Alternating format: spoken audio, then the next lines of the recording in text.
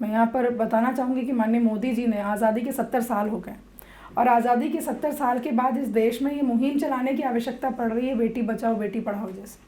आज़ादी के 70 साल के बाद हमें उज्ज्वला योजना जैसी योजनाओं की शुरुआत करनी पड़ रही है। आज़ादी के 70 साल के बाद हमें शौचालय जैसे अभियान को लेकर के चलना पड़ रहा है। आप सोचिए हम कितने पिछड़े हैं। इस देश में आज भी बेटियों की हत्या हो रही है। इस देश की बेटियों को 70 साल इंतज़ार करना पड़ा कि कोई ऐसा प्रधानमंत्री आए जो हम बेटियों को आकर के बचाए। तो ये अपने आप में बहुत बड़ी विडंबना है कि इस देश की बेटियों की कोख में ही हत्या कर दी जा रही है। तो इसके लिए आवश्यक है कि कम से कम हम एक जो अंतर हमारा जन्म से ही अंतर, या जन्म से नहीं, जन्म के पहले से अंतर जो हम अपने मन में लेकर के चल रहे हैं, उस चीज़ को बदलने की ज़रूरत है।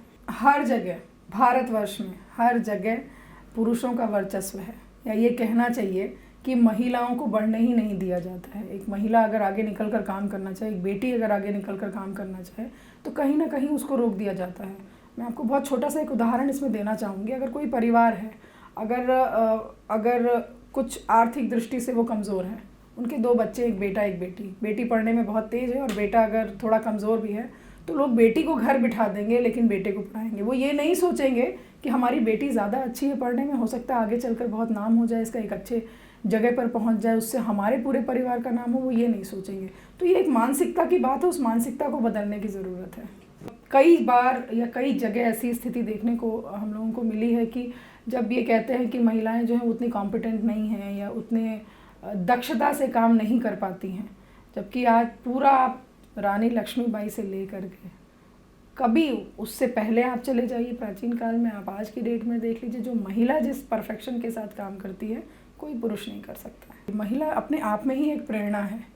अगर आप उसके पूरे जीवन को देखिए, किसी और घर में पैदा होती है, वहाँ पलती है, बढ़ती है और फिर दूसरे घर में चली जाती है, उस दूसरे घर को भी अपना लेती है और वहाँ पर भी उसी अपनत्व के साथ वो काम करती है। मैं एक हाउसवाइफ की यहाँ पर बात कर रही हूँ कि उसी अपनत्व के साथ काम करती है, जैसे वहीं उसने जन्म लिया है और वहीं पर उसने पूरा जीवन बिताया है।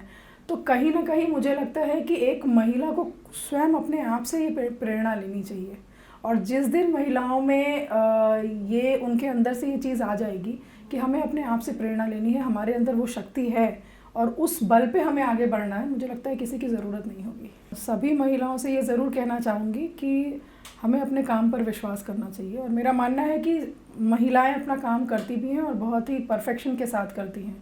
ये ज़रूर कहूँगी कि अपने भविष्य में जो उनकी बेटियां होंगी, जो उनकी बहू होंगी, कम से कम उनके लिए ऐसा एक वातावरण बने कि ये कोई ना कहे कि पुरुष प्रधान देश में किस तरीके से महिलाओं को आगे बढ़ने के लिए क्या करना चाहिए। शायद वो समय आने की आवश्यकता है, लोगों के घर में ये एक सोच डेवलप करने की ज़रूरत है कि कोई ये ना कहे कि ये पुरुष प्रधान देश है, ये सबको बराबरी का अधिकार हो।